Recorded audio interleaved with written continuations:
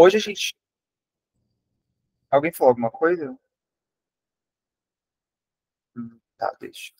Bom, então hoje a gente vai. A gente, na verdade, encerrou já o romantismo e a gente vai entrar agora no outro assunto que vem posterior ao romantismo, que é o realismo, né? Que é a outra escola literária que a gente vai ter. Que na verdade foi o que eu tinha falado para vocês. Gente, só um minutinho.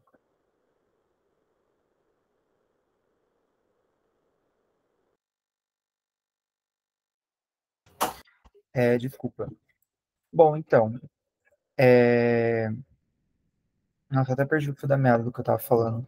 Ah, então, eu tinha prometido para vocês na semana passada que a gente ia dar uma, que a gente ia ter uma aula sobre o Machado, né? E assim, a gente vai ter, mas aí como vão ser duas aulas, eu também já vou adiantar o assunto da semana que vem, que a ideia era que fossem duas aulas de realismo, né? Só que vocês vão entender que, assim, quando a gente vai estudar o Machado de Assis, a gente realmente estuda, geralmente estuda ele no realismo. Só que o Machado de Assis, a gente vai ver que ele foi um escritor que escreveu muita coisa, né? Tipo, ele escreveu muita coisa romântica, ele escreveu muita coisa realista, até um pouco mais moderna, que é o que a gente vai ver mais pra frente. Então, assim, ele escreveu de tudo. Só que geralmente, quando a gente estuda ele na escola, no cursinho, enfim, na história mesmo da literatura brasileira, a gente coloca ele no realismo. Então, a minha ideia era dar uma aula só sobre o Machado e uma aula em si sobre o realismo, que eu ia trazer uma outra autora, que a gente também vai ver ela hoje. Mas, enfim, então a gente, no final das contas, vai ser uma aula sobre realismo. A gente só vai ver dois autores. A gente vai começar pelo Machado. Então, assim, os objetivos, né, da aula de hoje, então, perceber a mudança de linguagem, mas também histórica e cultural do Brasil, do romantismo ao realismo, né? Então, essa transição que a gente vai ter de uma escola literária, de um movimento artístico para outro. E reconhecer a objetividade que o realismo trazia em contrapartida dos românticos. Né? Então a gente vai ver que diferente dos românticos, né, os autores do romantismo, o realismo ele vai ter uma proposta um pouco diferente. Eu acho que passando esse slide primeiro, eu acho que a gente entendendo um pouco o contexto em si do realismo, eu acho que a gente pode resgatar muito o que vocês viram lá no comecinho do cursinho com a Cecília, que inclusive eu estava nessa aula dela que ela falou sobre, e vocês lembram quando ela falou do positivismo, do Comte, do Weber? Vocês lembram pelo menos vagamente, não precisa lembrar tudo, mas essa ideia de que o ser humano ele só vai atingir, né, o bem-estar e a felicidade com o progresso científico, é bem nessa época, né? Então resgatem tudo que aquilo que a Cecília falou, porque vai estar acontecendo exatamente aqui. Afinal, a gente está falando mais ou menos de que data aqui no Brasil? Entre 1880 para frente, né? Pós a abolição da escravidão e tudo mais. Porque o Brasil ele estava se modernizando muito rápido, no sentido de que, né, muito rápido assim também, né? A abolição da escravidão demora para acontecer, né? O Brasil é o último país que a gente viu. A gente estava tendo diversas teorias científicas iguais essas que vocês viram com a Cecília, então o positivismo, o Weber, o Marx vai surgir bem nessa época também, o capitalismo ele vai se desenvolver muito rápido, porque a gente está tendo a Revolução Industrial, então o surgimento das máquinas, da máquina a vapor, enfim, você vai estar tendo todo esse progresso. E aqui no Brasil você vai ter a proclamação da República, que acontece. Ai, gente, sou péssimo com data. Mas é em 15 de novembro de 1889, né, que é quando de fato o Brasil ele vira uma república. Por quê? Porque antes você tinha assim, a divisão dos três poderes aqui no Brasil, só que você ainda tinha um rei, né? Então você não tinha de fato uma república. Por quê? Porque a pessoa eleita que comandava o Brasil ainda não era escolhida por voto popular, né? Era escolhida por hierarquia. Então você tinha o Dom Pedro I, o filho dele, né? O Dom Pedro II foi o próximo rei. Só que com a proclamação da República você finalmente instaura um regime presidencialista no Brasil, né? Então agora as pessoas podem votar, podem escolher o presidente. Ainda não vai ser todo mundo que pode votar, né? Tem ali um recorte bem específico, se eu não me engano, nessa época as mulheres ainda não podiam votar, acho que escravizados ainda não podiam votar, enfim, mas você já tinha um sistema de votação. Então é bom vocês entenderem que o Brasil ele vai estar se modernizando de certa maneira. Acho que vocês vão ver isso melhor em história, mas é bem nessa época que o café ele começa a virar o principal produto que o Brasil exporta e leva para fora, né? Porque o Brasil começou com o quê? Com o pau-brasil, aí depois foi para o açúcar, depois foi para o ouro. Acho que depois do ouro, eu não vou lembrar exatamente o que foi, mas eu acho que já pulou para o café, né? O café ainda é um dos maiores, o Brasil ainda é um dos maiores produtores de café. Né? Então, eu acho que é importante vocês entenderem que estava tendo esse progresso no Brasil. E a burguesia, né, que são os burgueses, os pequenos comerciantes, os donos de meios de produção, eles vão estar no poder, que também já estavam na época do romantismo. Só que agora eles, vai ser visto com outros olhares. né? Porque o ser humano, ele estava vendo um progresso tão grande acontecendo dentro, mas ele vai começar a perceber uma espécie de hipocrisia que vai acontecer dentro da nossa sociedade. Então, aqui, né, pode-se notar que os autores realistas foram norteados pela objetividade, escrevendo de modo documental. Tinham um compromisso com a verdade, fazendo um retrato da vida contemporânea e tendo como artifício o detalhismo e a descrição da minuciosa de fatos e pessoas. Então, outra coisa que é importante vocês entenderem é que vão se começar a perceber as hipocrisias dessa sociedade burguesa, né? Porque a sociedade, né, os burgueses brasileiros, eles eram vistos como sinônimos de status social, né? De ascensão, dessas pessoas serem ricas, delas serem importantes.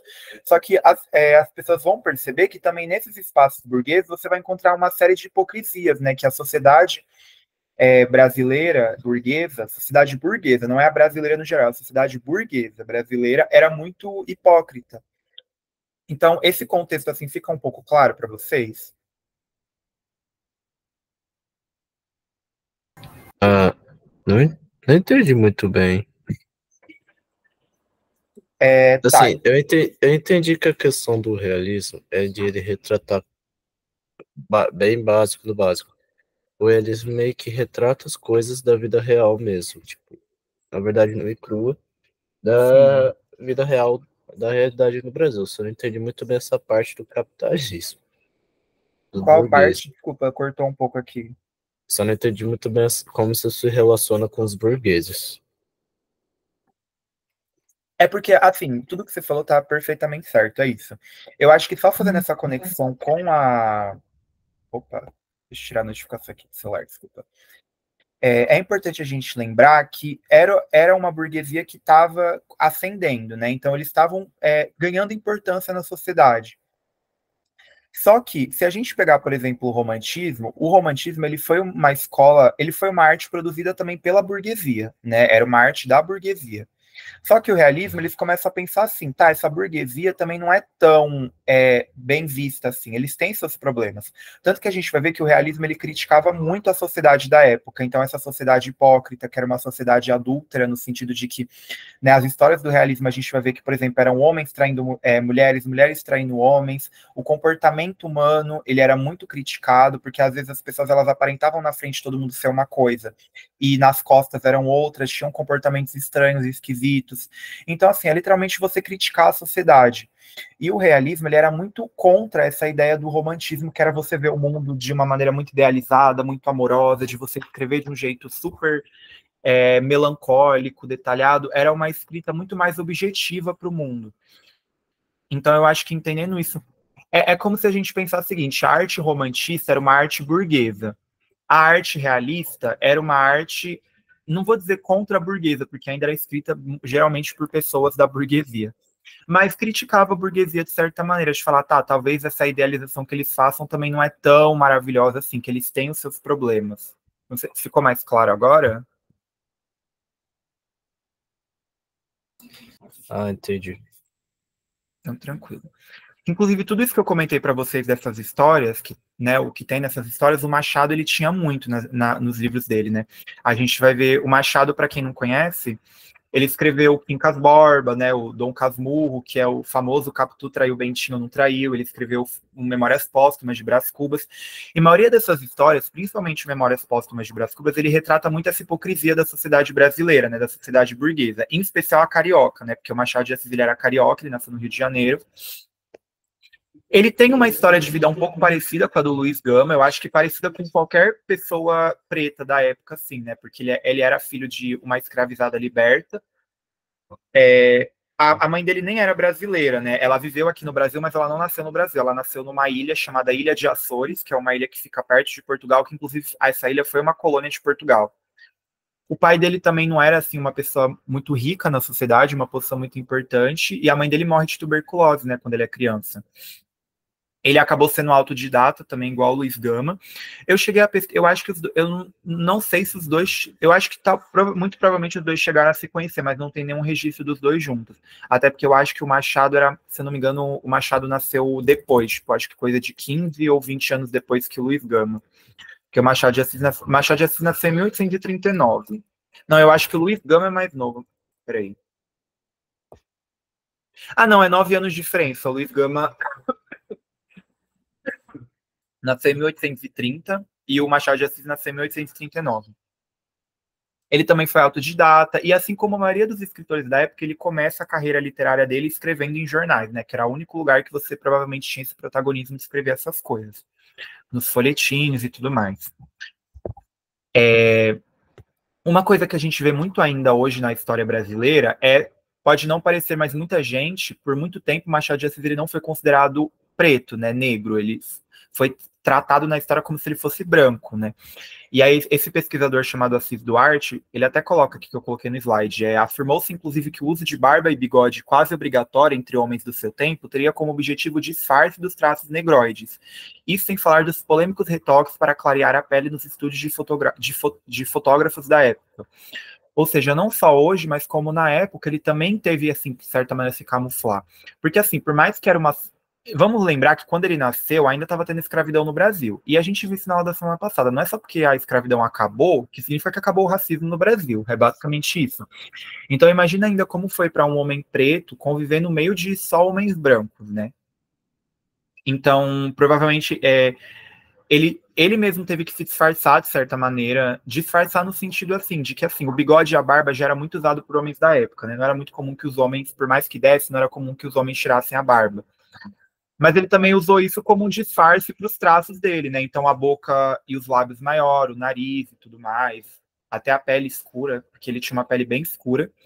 E a gente viu que na história é bem diferente. Eu conheço gente, por exemplo, que estudou Machado de Assis muitas vezes na escola e só foi descobrir muito tempo depois que ele não era branco. Porque a história também, de certa maneira, apagou isso dele. E é uma coisa que, assim, por mais que ele tenha camuflado, ele nunca escondeu, porque nas obras dele ele sempre escreveu muita coisa na época da abolição. Ele já escreveu poemas e diversos contos abolicionistas. Inclusive, eu recomendo muito que vocês leiam um conto dele chamado Pai e Mãe, que ele retrata um pouco essa questão da escravidão. E ele sempre deixou muito claro a posição dele sobre certos assuntos. Então, acho que é isso. Eu trouxe um conto dele para a gente ler. Eu sempre tenho vontade de trabalhar os livros dele, mas eu sempre falo que acho que pelo tempo que a gente tem é muito difícil a gente trabalhar livro, ainda mais os romances, os livros dele, assim, que são muito grandes, né? Eu acho que o Brás Cubas é coisa assim de ter 300 páginas, então eu sempre gosto de trazer uma coisa menor para a gente poder conseguir ler e já ver hoje mesmo na aula. Mas até aqui também tudo bem, antes da gente começar a ler, tudo tranquilo?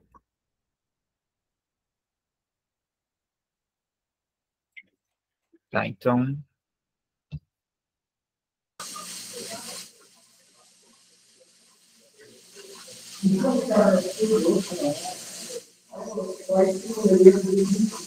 Diz aí, Angelita. Só um minutinho que eu não sei aqui. Ô, Cleca, arruma aqui pra mim que eu baguncei aqui. Ela tá fazendo um gol no simulador, olha lá, ó. Acho que ela ligou o microfone sem querer. Bom. Então, tá, eu vou apresentar aqui. A história tem só 2 páginas, tá? Porque ela foi publicada num folhetim também de jornal. Inclusive, eu achei o jornal que foi publicado da época e eu posso mostrar para vocês depois. Se chama Curta História. Se vocês quiserem, eu queria, se a gente puder, se vocês quiserem, seria legal a gente fazer uma leitura conjunta. Eu posso ir chamando e quem quiser ler, lê, mas quem também não quiser ler, sinta à vontade. Mas eu posso começar e aí, se uma próxima pessoa quiser, é isso. Então, vamos lá. Prestem um pouco de atenção. Se vocês de repente verem alguma palavra que vocês não estiverem sabendo identificar o significado, por favor, podem me interromper agora na leitura, que a gente já procura para também a leitura ficar um pouco mais fácil. Mas caso vocês queiram ir lendo pelo celular de vocês, até porque no documento que eu deixei no Drive, no final tem um glossário aqui que eu coloquei as palavras. Então, vocês podem vir aqui pesquisar o significado da palavra, tá? E o link está no chat. Então, vamos lá.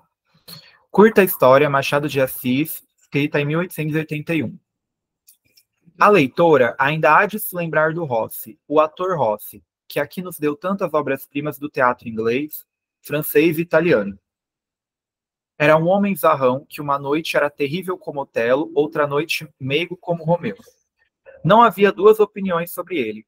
Quaisquer que fossem as restrições, assim pensava a leitora, assim pensava uma dona Cecília, que hoje está casada e com filhos. Então a história começa sobre uma mulher chamada Cecília, que ela era muito fã de um ator que de fato existiu, chamado Ernesto Rossi, que era um ator italiano que veio aqui para o Brasil fazer uma peça de Shakespeare, porque era comum que às vezes atores internacionais viessem aqui para o Brasil ou para outros países e atuarem em peças, né? E o teatro ainda era muito famoso na época. Então, acho que esse é um pontapé assim para vocês entenderem a história. Inclusive, esse conto ele foi publicado num jornal chamado A Estação, que é um jornal para um público-alvo feminino. Então, ele publicou uma história de uma mulher em um jornal que era consumido por mulheres. Então, vamos lá. Naquele tempo, Cecília tinha 18 anos e um namorado. A desproporção era grande, mas explica-se pelo ardor que ela amava aquele único namorado chamado Juvencio de Pau. Note-se que ele não era bonito, nem afável. Era seco, andava com as pernas muito juntas e com a cara no chão, procurando alguma coisa. A linguagem dele era tal qual a pessoa também seca, também andando com os olhos no chão. Uma linguagem que, para de ser cozinheiro, só lhe faltava sal. Não tinha ideias, não apanhava a mesma dos outros. Abria a boca, dizia uma coisa ou outra e tornava a fechá-la, para abrir e repetir a operação.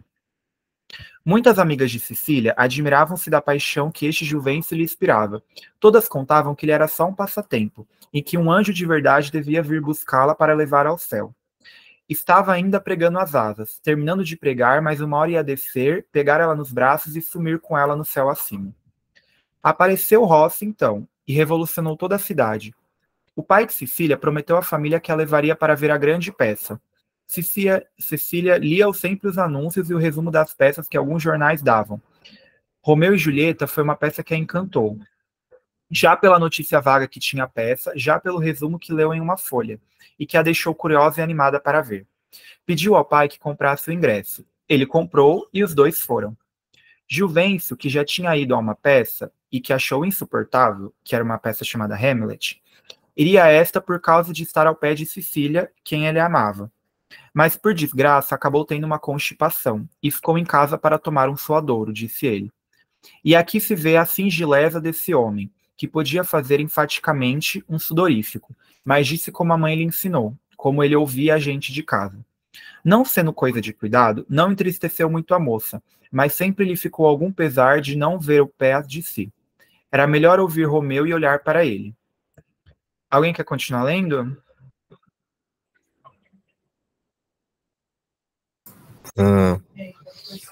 Pode ser. Tá, continua aí. Deixa eu dar um zoom.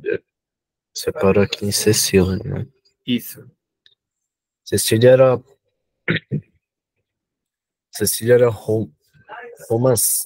romanesca e consolou-se depressa. Olhava para o pano, ansiosa de ver erguer-se.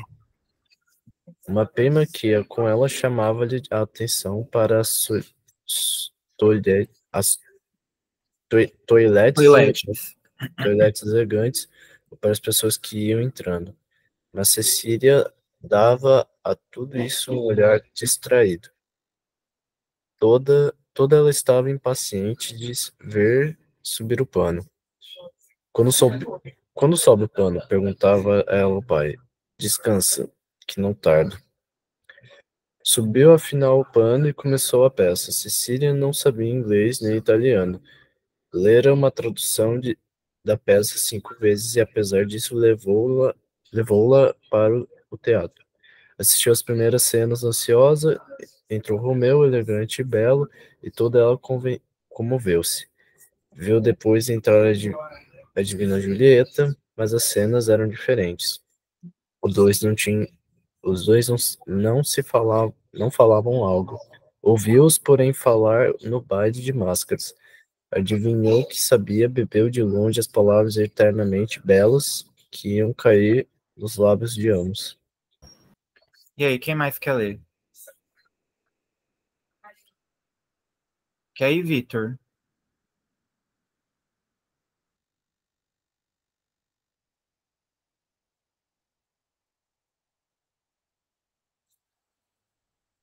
Posso continuar se ninguém quiser. Bora, gente. Vamos mais alguém para não ir só eu e o Pedro? Ana, Hugo.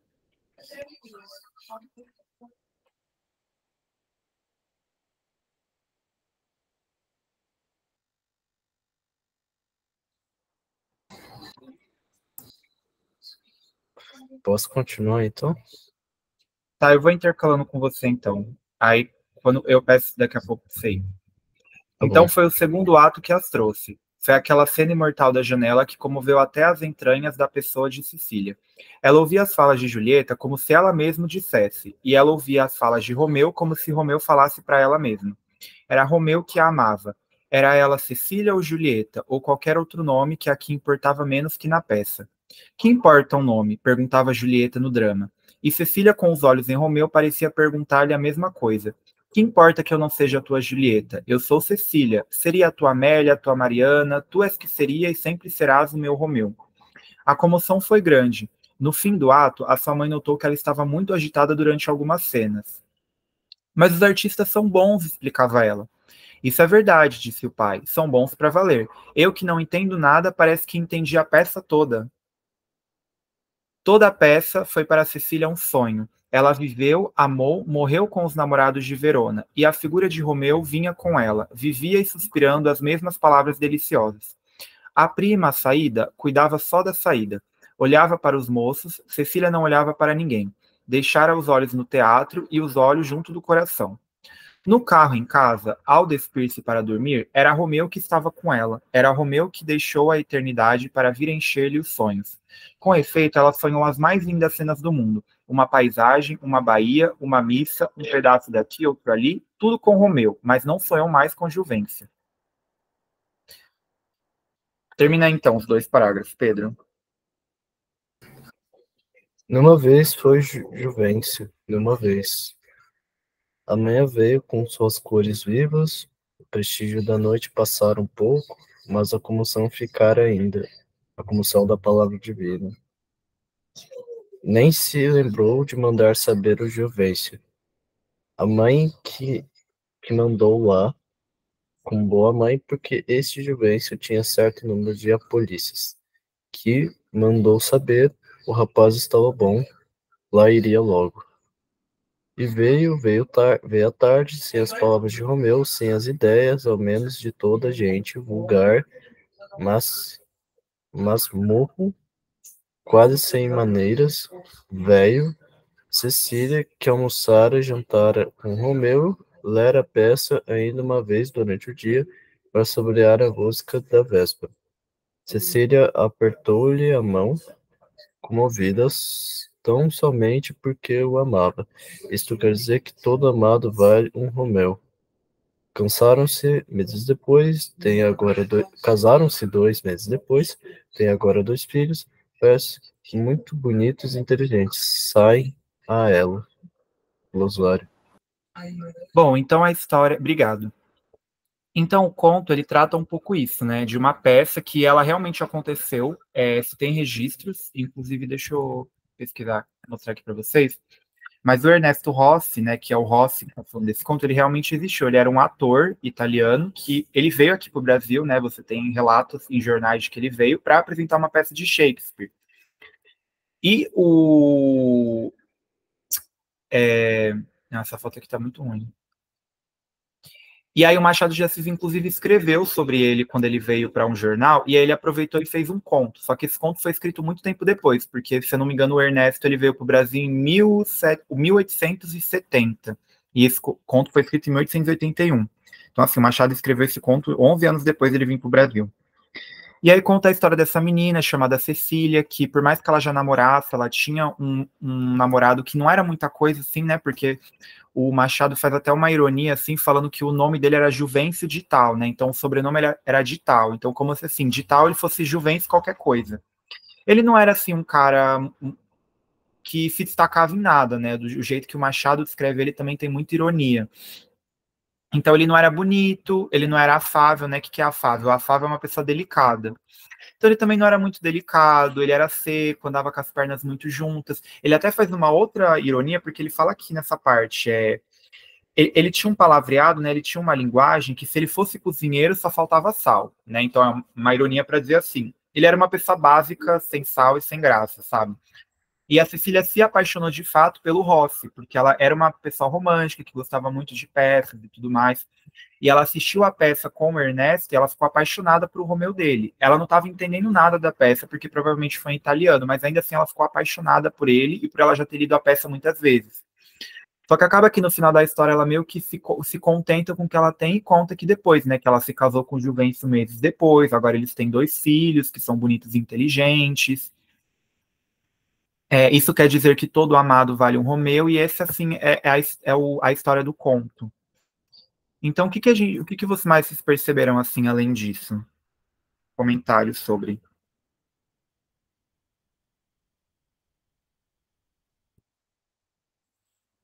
Um comentário sobre toda essa história, no caso. Assim, vocês perceberam mais alguma outra coisa do que eu falei além disso, só? Percebi que o texto tem umas palavras meio estranhas. Eu diria, não são palavras no cotidiano. E eu percebi que também ela... Não sei se o texto faz uma crítica ou não. Eu não sei dizer se ele está fazendo ou não uma crítica a Cecília. Pessoas como a Cecília, que são muito românticas. Porque, pelo que eu te disse, esse é um texto do realismo? Ou não? Sim. Eu não sei dizer se ele estaria criticando as pessoas que agem como a Cecília. Esse já é em si bem realista, né? Se a gente perceber a linguagem, por exemplo, vamos pegar, por exemplo, o jeito que ele descreve o Juventus. Teve isso. Então, não pode continuar. Não, fala aí que eu tô procurando aqui. E o jeito que também que ele se conecta com o leitor que está lendo, porque o Machado ele tinha muito isso nas histórias dele. Ele queria que as pessoas que lessem se sentissem identificadas. E como você faz para uma pessoa que está lendo essa história se identificar com você? Você pode usar diversos recursos, mas um recurso que ele usa muito é de você se comunicar com o leitor. Então, olha só como ele começa o conto. A leitora ainda há de se lembrar do Rossi. Então, a leitora, você quem está lendo, ainda vai se lembrar do Rossi. Que Rossi? O ator Rossi, que nos deu tantas obras-primas do teatro. Assim pensava a leitora. Então, ele fala de um jeito que ele está querendo conversar com você, que você se sente um pouco mais participante do livro.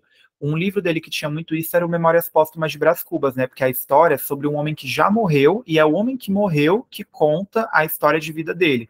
Que também viralizou muito esse tempo daquele meme lá da menina carioca falando, ai, do verme que roeu o meu corpo e tudo mais. Então ele já começa aquela história falando que é uma história de alguém que já morreu, né? Que foi o verme que comeu ele, e agora ele vai estar contando a história. E aí o Vitor está falando, também identifiquei uma crítica à romantização dos relacionamentos, como a busca por um Romeu pode ser danosa. Exatamente, que a gente já percebe uma crítica assim, ao romantismo no geral, de que ela era uma mulher completamente sonhadora, romântica, que buscava assim, o verdadeiro Romeu da vida dela. Que assim, a crítica em si não é sobre você buscar um amor da sua vida, mas de você buscar essa pessoa perfeita e idealizada, né? O tanto que ela lia as peças do Shakespeare, vamos lembrar que eu comentei com você na semana passada, que o Shakespeare ele era um autor do romantismo, né? Romeu e Julieta é uma peça extremamente melancólica, e ela sabia todas as falas de cor. E ela foi para a peça sem entender um lado que estava sendo dito, mas ela ainda conseguia compreender tudo que estava sendo dito, justamente para ela já ter memorizado, e ela ter ficado super encantada. E aí tem uma quebra de expectativa no final do conto, né? Porque ela ainda, tipo assim, já tinha passado o dia da peça, ela ainda continuava sonhando com o Romeu. Mas aí do nada fala, casaram-se meses depois e agora tem 2 filhos, muito bonitos e inteligentes. E aqui esse trecho do conto Juvencio tinha certo número de apólices, né? O que é apólice? Está fazendo referência a provavelmente o Juvencio, ele ser um homem de uma boa posição social, né? Que ele tinha muitos documentos, tinha muitos títulos. E o realismo também falava muito isso, sobre essa hipocrisia de você, às vezes, não casar porque você é uma pessoa, você casar porque ela tem um bem, porque ela tem alguma coisa material, de que nem sempre os casamentos que são feitos são na base do amor. Então, às vezes, ela só se casou com ele porque ele era um homem que estava numa posição social muito grande, então isso era vantagem para ela. E até a linguagem, assim, percebe como eu ia falar isso, acabei esquecendo, perdão. Olha como a linguagem já é um pouco mais diferente da linguagem do romantismo. Então, olha só como o Machado descreve o homem. Ele não era bonito, ele não era delicado, ele era meio seco, andava com as pernas muito juntas. Ok, a gente já entendeu que ele está falando que o homem não era muita coisa, mas vocês percebem que não tem aquele jeito super idealizado que você tinha no romantismo? De que, nossa, a virgem dos lábios de mel, de que você pegava elementos da natureza e você contrastava com a pessoa é isso, ponto. Isso quer dizer que você não vai descrever a pessoa ainda de um jeito com adjetivos? Claro que vai. Ó, ele não era bonito, ele andava com as pernas muito juntas, você está pegando palavras e você está descrevendo a pessoa. Mas não tem aquilo de, o cabelo mais longo que o talhe da palmeira, né? Que é você pega a palmeira, que é um elemento natural, e você fala que o cabelo dela é muito grande como uma folha de palmeira. Você ainda está descrevendo as pessoas, só que você não está tendo essa descrição tão melancólica e tão idealizada. Isso também ficou claro para vocês? Ficou. Tá, então, ótimo. Porque acho que o Machado de Assis, ele tinha muito isso também. A maioria dos textos dele, o Machado, ele trabalhava muito com a ironia. Eu acho que, de longe, eu acho que se ele... Acho que ele é um dos autores brasileiros que mais trabalhou com a ironia, assim mesmo, né? O que é a ironia? Não só essa questão de você dizer uma ideia contrária, que a ironia, geralmente, quando a gente estuda em figuras de linguagem, a gente vê mais essa questão do oposto, né? Então, por exemplo, você... tipo, a pessoa tira 10 numa prova e fala, olha, eu sou o pior aluno da sala, você está fazendo uma ironia. Não era só uma ironia no sentido dessa, mas, por exemplo, uma ironia mais profunda, porque o Machado de Assis e o realismo, no geral, eles faziam muito essa análise psicológica dos personagens. Que sim, a gente vai ter essa análise psicológica no romantismo, como a gente viu, mas lembra que no romantismo era elementos da natureza, contrastando com os personagens, ou seja, a natureza não estava só ali existindo, a natureza participava com o personagem. No realismo é um pouco diferente, porque a natureza não tem tanta importância assim. A análise está dentro do personagem. Então, geralmente, o Machado ele tinha muito isso nas histórias dele começar falando bem da personagem, mas aí vai falar, não, mas ela esconde um grande segredo. E aí, a partir disso, você vai entrando dentro da cabeça do personagem e você vai entendendo tudo que ele sente, tudo que ele pensa. É uma análise muito mais interior. O romantismo, digamos assim, ele pega elementos um pouco mais de fora e contrasta com os de dentro, ele mistura. O realismo, ele acaba fazendo mais uma análise só de dentro do personagem. Fez sentido isso que eu tô falando para vocês ou ficou um pouco confuso? Opa.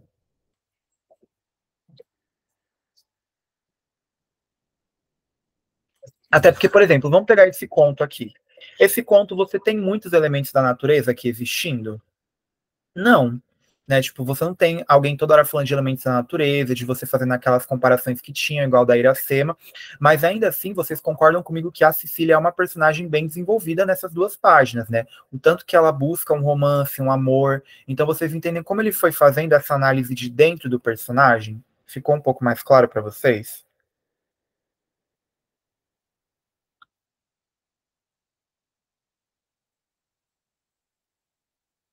Tá, então tudo bem. Então, novamente, né, o realismo ele tinha muito essa questão de você fazer essa crítica ao comportamento humano da época. Então, você observa aquele conflito que a pessoa está tendo. Qual que é o conflito da Cecília? É você achar o amor da sua vida, de você idealizar demais, de você achar que a vida vai ser igual a um filme, um romance, e você vai fazer críticas através disso, né? E se a gente pensar que a Cecília, ela era uma pessoa de uma alta posição social, por quê? Porque ela frequentava o teatro, tem uma parte aqui do conto que fala que ela tinha carro, então você já percebe que ela não era uma pessoa assim que era pobre, né? Era uma pessoa que tinha uma posição social alta. Então você faz essa crítica à burguesia dessas mulheres da época que só pensavam em achar o amor da vida delas, ainda mais se a gente parar para pensar que foi escrito para um jornal de mulheres, né? Que foi o que eu comentei com vocês agora, que eu posso mostrar o jornal para vocês daqui a pouco. Então você acaba tendo uma visão mais objetiva do mundo, né? Você é justamente contra essa ideia de você romantizar o mundo e de você achar que o mundo só tem amor e isso e aquilo. Não, o mundo, ele não tem só amor, ele tem amor, mas ele também tem muita corrupção, ele tem muito roubo, tem muita hipocrisia. Então essa é um pouco mais a pegada do realismo. Tranquilo?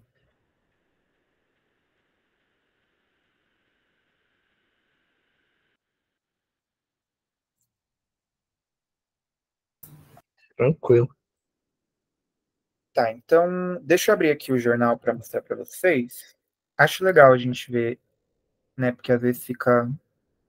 Sei se fica. É legal de ver assim pela curiosidade, né? É... Inclusive, se vocês quiserem saber só de curiosidade, vocês conseguem achar matérias jornalísticas antigas por acervo. Então, por exemplo, esse jornal aqui, ele se chama A Estação. Agora vocês me acenderam uma dúvida, porque eu não sei se esse jornal ainda existe hoje. Posso pesquisar agora, mas. Ah, não, ele encerrou as atividades. Ele surgiu em 1879 e a última publicação dele foi em 1904. E era justamente uma revista para o público feminino. Então, ele publicava coisas sobre moda, sobre estilo. Acho que vocês vão perceber, assim, pelo tipo do jornal. Então, por exemplo, aqui você já tem vestimenta de como as mulheres se vestiam na época. Era, obviamente, muito diferente. E aí você tem anúncio de coisas de casa. Então, de tapeçaria, de móveis, de chapéus. Por exemplo, aqui, ó, toucas de manhã. Touca de gaze bordada, a pala redonda do filo forte, 32 centes. Então, era como se fosse anúncios, né? Cachecol, almofada. Todos objetos, assim, que, né, em teoria, eram para o público feminino. Tem bastante ilustrações, assim, de como as mulheres da época se vestiam. Cadê a história?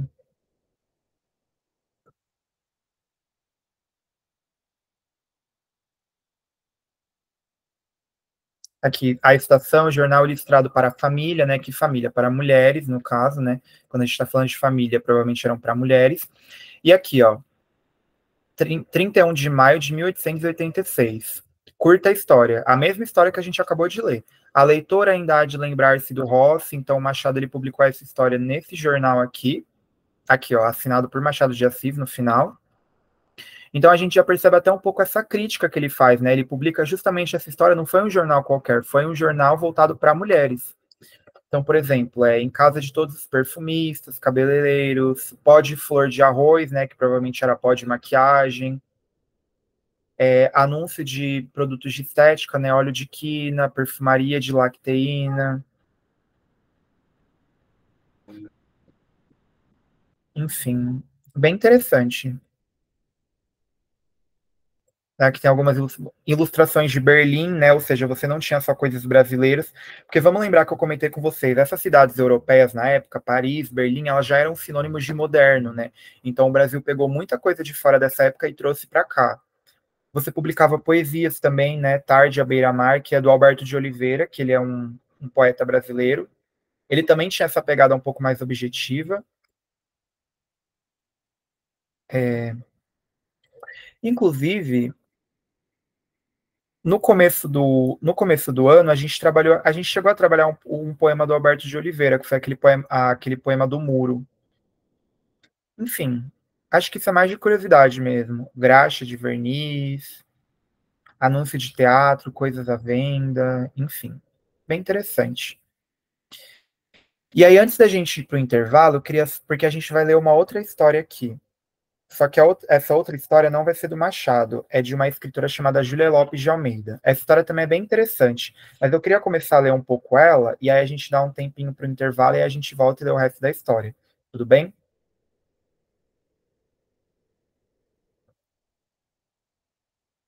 E aí, depois do intervalo, eu contextualizo um pouco a Júlia para vocês e a gente volta a falar do realismo, mas vou começar aqui a ler a história. Se alguém quiser ler, se manifeste também. E eu vou mandar o link aqui para vocês no chat, caso alguém queira ir lendo também. Então, O Último Arraio de Luz, Júlia Lopes de Almeida. Eu ainda me lembro do último raio de luz que feriu minhas pupilas. Sol, sol, por que não consigo te esquecer?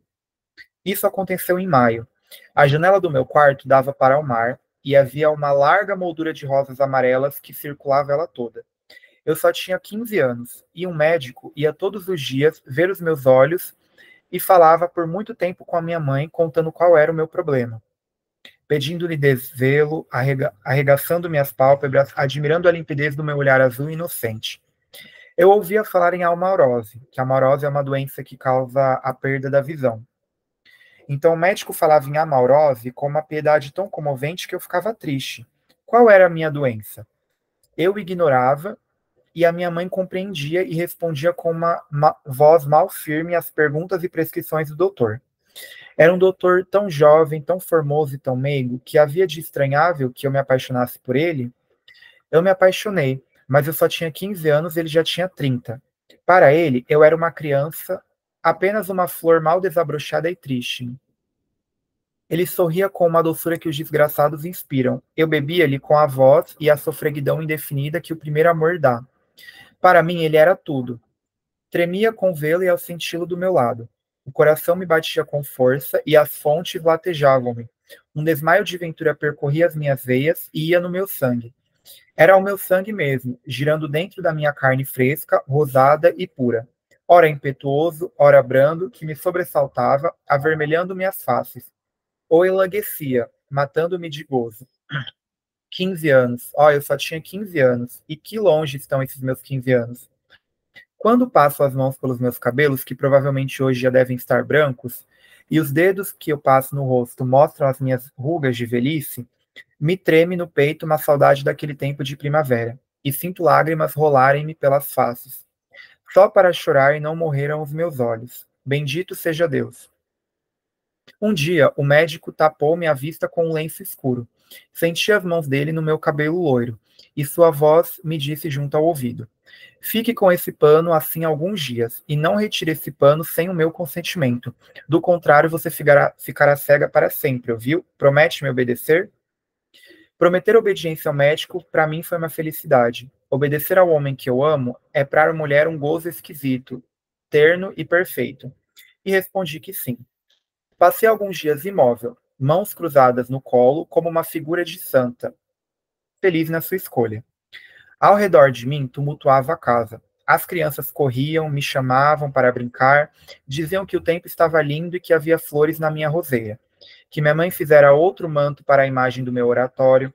As criadas vinham me contar proezas dos meus animais favoritos. Minha mãe, tão discreta, essa mesma deixava-se levar no entusiasmo de quem vê, e volta e meia tinha uma exclamação de espanto ou de alegria que me impeliam a arrancar o lenço para ver também.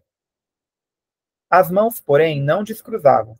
Eu fiz um sacrifício para obedecer-lhe, e tomava a obediência mais querida ao meu coração.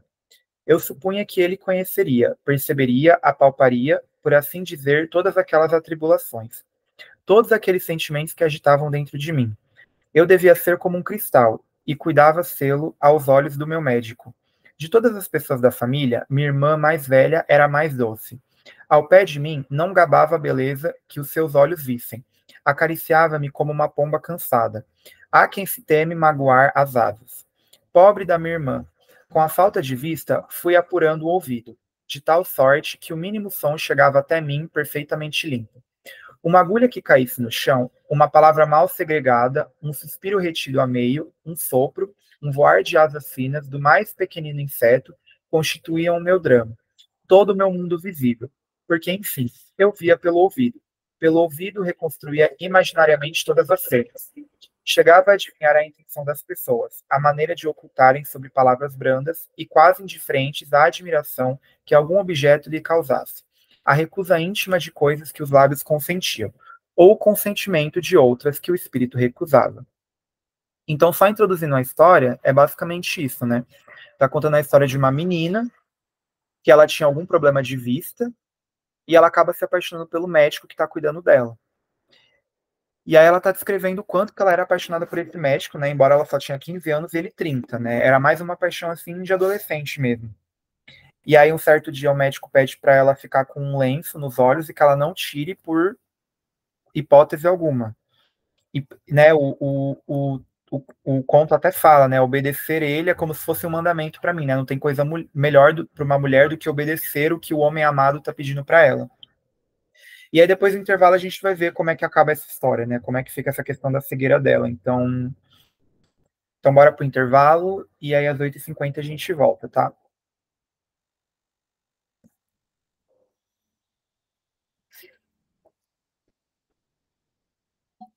Eu também vou só encher minha garrafinha aqui e eu já volto.